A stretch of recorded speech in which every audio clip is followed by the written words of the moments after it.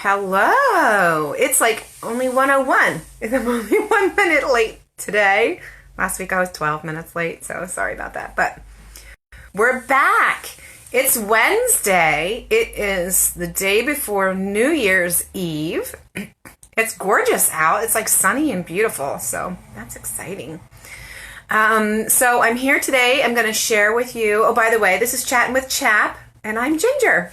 I am your host. So today our topic is reading and math. Last week we had a comment on the video, which I really appreciate, asking for some suggestions and some help about like reading, starting out with a reader, like a third grade reader, and upper level math. So that's what we're going to talk about today. Talk about some things about that and some suggestions. I'll give a second or two to see if anyone else pops on before I get started. But I did want to mention before I get started, I am going to mention a few curriculums and stuff that I'm aware of. But just so you know, CHAP doesn't endorse these curriculums. I actually just went out and asked my friends what they like. And I did go out into some other Facebook groups. I looked around at some previous questions because people are asking questions like crazy these days, as you know. So it's all out there in those Facebook groups. So I went out and I did a little bit of reconnaissance. So the things that I suggest today are the ones I saw and heard most often, and also the things that I have used personally with my family. So I just wanted to mention that. I am going to mention a few specific curriculums, but this is not like a CHAP endorsed kind of a thing. It's just what I've heard of from my own personal experience. So I'm going to take a quick drink here if you don't mind. Okay, so reading help. That was the question that was put on our post last week. So I wanted to look at into that right away and get some responses to that for you all out there. So first of all, I did want to mention, just remember that kids all learn at different speeds, at different times, and in different ways. So one of the things that is really important to remember when you're talking curriculum or how your child learns or that they seem to be behind or whatever, I truly do not believe that any person can ever be behind anyone or anything or whatever. They might be behind your expectations, but I don't think they're behind on their timeline for growth. Each person has their own timeline for growth. Now, if we try to teach our kids in ways that aren't in line with their learning styles, so there's different learning styles, auditory, the three that are prevalent, there's more than three out there. But the three that are most commonly talked about is auditory, visual, and kinesthetic. So if you have a kinesthetic learner in a auditory setting, which is what the traditional school is auditory. You sit there, you're still, and you listen. A kinesthetic learner, of course, is a mover and a shaker, right? They have to move something, tap a finger, touch it, whatever. I mean, I'm convinced.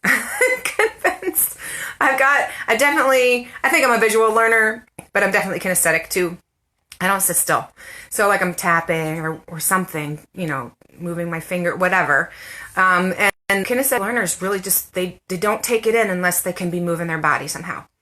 And that's really going to affect how you learn, when you learn, how much you learn.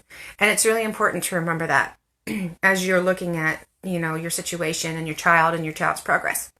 So put that in front of everything before we get into our reading and math discussion. So just remember those. It's very important to know that, how your child learns. And that's going to affect how you use the curriculum. Maybe not which curriculum to pick, but probably.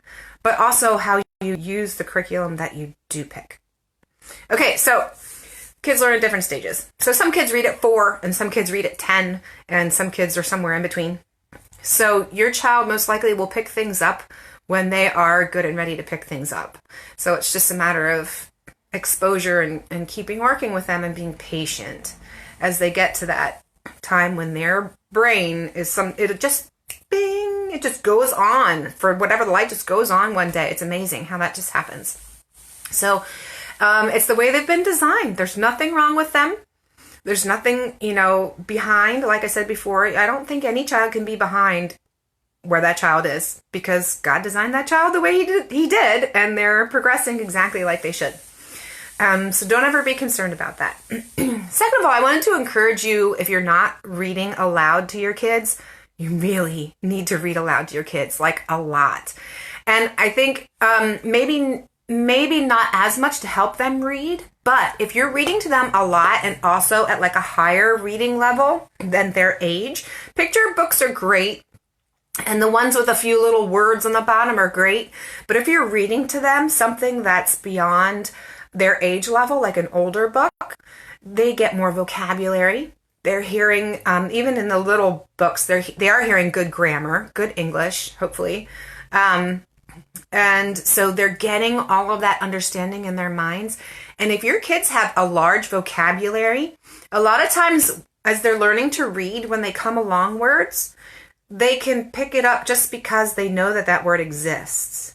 Okay? Like obvious words like maybe Christmas or things like that. You're like, oh, that's a big word. But if they hear that word all the time and it's part of their vocabulary, they start to sound it out. Oh, it's this word.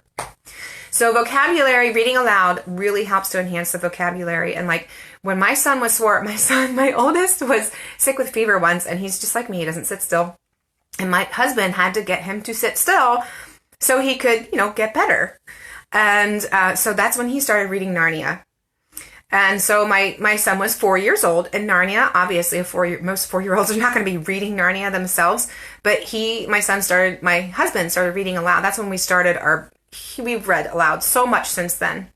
And he's read through Narnia, I'm telling you, no less than 10 times to all my kids, like the whole series. So it's just vocabulary and all those English concepts get in there just by reading aloud. So that's going to help all your children a lot in many ways.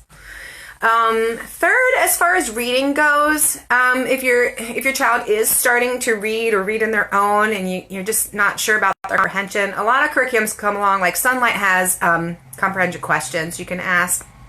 I do ask my kids questions when they're younger till I'm sure that they get what they're reading, but as they get older, I just have them read the books because it's just good to read books. And there's a lot to do, so you can't always get the comprehension questions in.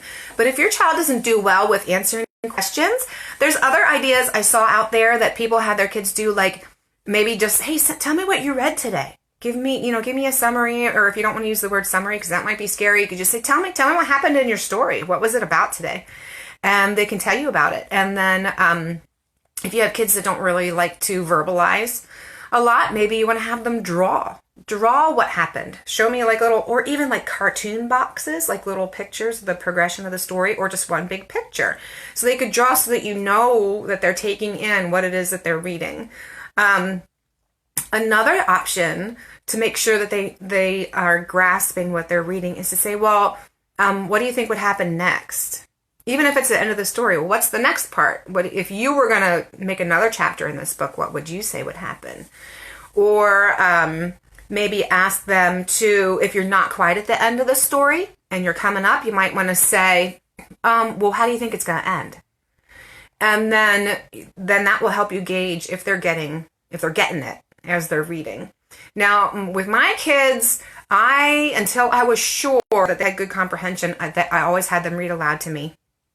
Always. I would just sit there at the table or in the living room or whatever, and they would read aloud to me, and I would keep an eye on the words so I knew that they were reading. And a lot of times, if I knew what they were reading, I could, even without seeing it, I could be like, I think it's this word. And they're like, oh yeah. So I always had them read to me until I was sure that they were pretty solid, maybe not 100%, but pretty solid on comprehension. So like this year, I do have a third grader. She was reading to me at the beginning of the year. And somewhere here in this, till Christmas time, she was off reading her readers on her own. And I was confident that she knows what she's reading at this point. So that was just a growth for her, So she's 8. So it's taken her this long to be more confident. And honestly, she, like, there's, you have curriculum that you use forever. I buy a curriculum, my whole family's used it. Okay. Like every kid has used it. So we use Sunlight. So there's certain readers for a certain grade level there. Well, my first 2 are incredible readers. My oldest is amazing. But I have other kids that they're good readers. They comprehend, but they're not reading at what Sunlight said is grade level. So which Sunlight actually is a little advanced. So I just said, we're not reading this. We're going to read other stuff. I have millions of books. I'm sure the rest of you have millions of books. The library has millions of books. I just picked stuff out that was in a level that they were comfortable with, and we're working through those. And then at the end of that, we'll go back and see if she's comfortable and ready for the ones that were assigned for the year. So it's about building confidence on a level where they are comfortable. And it's good. And then I did that twice now for 2 of my kids. I backed down. We read a year behind, or however I chose to handle it. And then they gained their confidence. And then they picked it up. So another friend of mine said she actually had to use a specialist. So if that's necessary, it's okay. Get some specialist help. But she took her son to a specialist. And actually what they did is they took a reader and they would read. And when they got to a word that he didn't know, she would tell him what it was. And then he would write it down in a little notebook. And they would do that until they got to 10 words he didn't know. Okay. And then he saw a specialist once a week. But so he would go down and go home. And through that week, he would rewrite those words 3 times and write 3 sentences using those words. So he would understand the meaning, vocabulary, and he would be able to read it at that point. If he was writing it and reading it, okay, that's going to get you in your brain. So then he would go back the next week and they would start with the same book, same place. They would read it and hopefully he would know his word by then. And then when they got to 10 more words, they would do it again. Some of them were probably repeats, but if he learned them all, then they would, he knew the words and they would go until. So that was just a comprehension activity that I think sounds really awesome. That was really helpful. So something to consider if you have a child who's struggling, helping them out in that way. So like I was saying before, make sure the level of books that they're reading at is okay. Sometimes it's a little too much for them. And you can ask them, is this really hard? Like this, and sometimes you can tell if they're like, don't feel like doing it, or if they truly are having problems with the reading. Sometimes the kids just don't feel like doing it. In that case, you just, you gotta get it done. And I could tell. I had kids who had the 2 different thing, and I could tell who was which. So just make sure that they're comfortable with where they're at. Maybe chapter books, all those words on one page is just so overwhelming and they can't do it. And they need to have like single sentences or big print. It's amazing how the difference with the big print, if you have the big print versus the little print, it can really take the stress out having bigger words. It's amazing. So something to think about there too if your child is struggling. And find a genre that they like. If they're reading books that they're not interested in at all and it's dry and boring to them, well, that could be a reason why they don't want to read either. So, and you can ask groups and people out there on Facebook what are good genres, good book series to read. Everyone has stuff that they love. So as far as specific suggestions out there, there's tons of reading curriculum, right? So, what I'm hearing from a bunch of other folks that they really enjoy is Reading Eggs, Teach Your Monster to Read, Logic of English, Teach Your Child to Read in 100 Easy Lessons, Explode the Code, Reader Rabbit, All About Reading. What I learned about All About Reading is that it's Orton Gillingham based, and that's really good for struggling learners if you have a struggling reader, or I think dyslexic kids too. So All About Reading might be something you want to look into for that. So that's really great. I would suggest also if you have a struggling learner to check out SBED Homeschool for other suggestions. Now personally, my family used Rocket Phonics and Rocket Pathways, and I find that most people have no idea what Rocket Phonics is. I stumbled over it. It's by Stephen Gaffanti, and my kids love it. I had 5 of my 6 kids did it. One of them did Phonics Pathways. And I loved it. My kids picked up reading so fast from using that program. So maybe something to check out there. And as far as books go, I know that folks are looking for little chapter books, like just going from one-word things or stuff like that into chapter books. Here's some suggestions. Elephant and Piggy, Little Bear, Bob Books, Dr. Seuss, Branches Books, which is like a bridge between beginners and chapter books.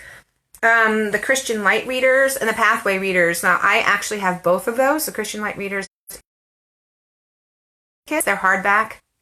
I love hardback books. And the Christian Light is, if you ever seen Christian Light educators at our convention, those are like the Mennonite group of folks books. I love them. And then the Pathways is a Amish gentleman who sells those. So those are more Amish themed. So they are both really good. My kids love them. Okay, I was just coming to my door. You're all still there. Okay, let's go to the door where I'm filming to see if I could reconnect because my thing said I was not having a good Wi-Fi signal. So, okay, I'm back. All right, so that's the reading part. So hopefully you found some encouragement there. And I want to talk a little bit about the math questions. Sorry, excuse my hand. I got to get my phone set back up here. Okay. So the math part, how to deal with upper level math if you're not comfortable with things like algebra, stuff like that. So just want to give you a few suggestions, a few curriculum ideas, a few suggestions on how to work with upper level math.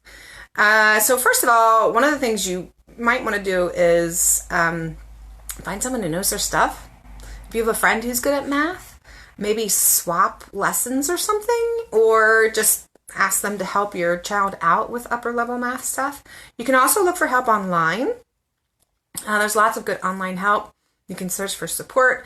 You can learn along with them. Now, I know this is going to take time and it could be hard, but especially if you have a lot of children and they're all going to have to take, like, say, algebra, and you're going to have to go through this a number of times, you might want to just take the curriculum, read the chapter, do the problems with the kids, and learn it. So that would take a lot, but it would broaden your horizons. It would show your kids that you really care for them because you're putting all this effort into it. So that's another option. Obviously, you could find a co-op that teaches the upper level classes, and then they could take care of making sure your child understands the upper level math, or you could pay a tutor and ask them to help you. So I've known people who've done all of these things, and you just got to do what works for your family as far as upper level math goes. Either you're comfortable with it or you're absolutely not. So if you're absolutely not, the option is learn yourself, get some help, and you have to choose what form of help you want. So math programs that I suggest that you look into that are really popular out there that I've been finding is that Matthew C. teaching textbooks, Abeka. I've heard a lot of folks talk about Singapore Math and Critical Thinking Company, Saxa Math. A lot of people do Saxa Math. But there's also one called Learn Math Fast. I hear that it cuts out a lot of the fluff. It's SAT prep focused. So if your kid's going to be taking the SAT, that might be one that's really good to do because it makes sure that you know what you need to know for the SAT. And you can use that as a standalone or a supplement. It's called Learn Math Fast. And learning style will matter too for all of these things too. So there are some places out there if you have younger students and you want to get them really comfortable with math before they get to the upper level math situation. Coolmathgames.com, mathplayground.com, and Adventure Academy are other places where you can go for some math supplements for the younger students so they feel comfortable with math before they get to older math. And let me just say, I think it's really important to drill your kids in math facts.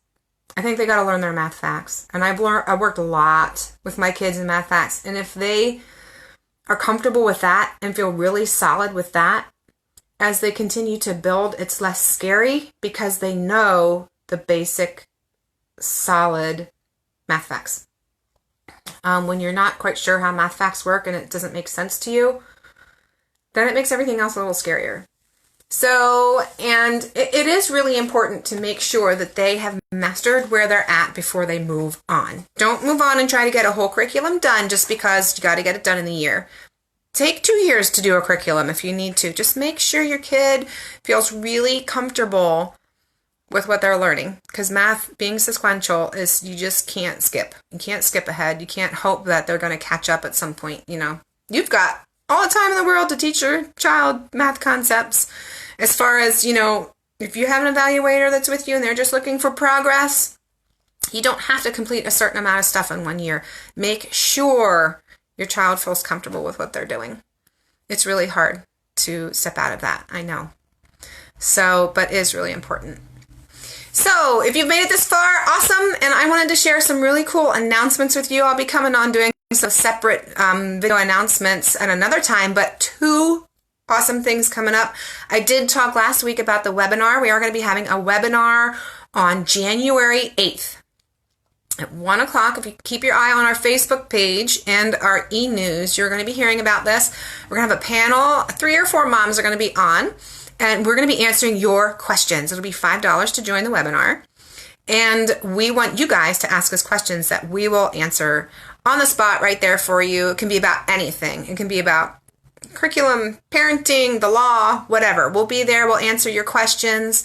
And if there aren't a lot of questions, we're just going to talk about how to work with your kids at different ages and what we did in our own homeschools. So that is coming up on January 8th, so check out our Facebook page for info on that. And we're going to be running a special for Homeschool University. If you haven't seen that on our webpage, chaponline.com, Homeschool University is right there. We've advertised it on Facebook too.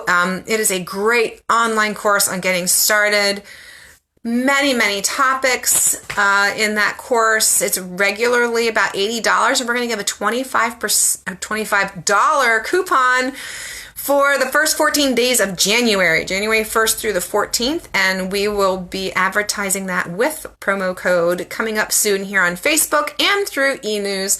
So keep your eyes peeled. I will be back on advertising both of those things in live videos in the coming days here.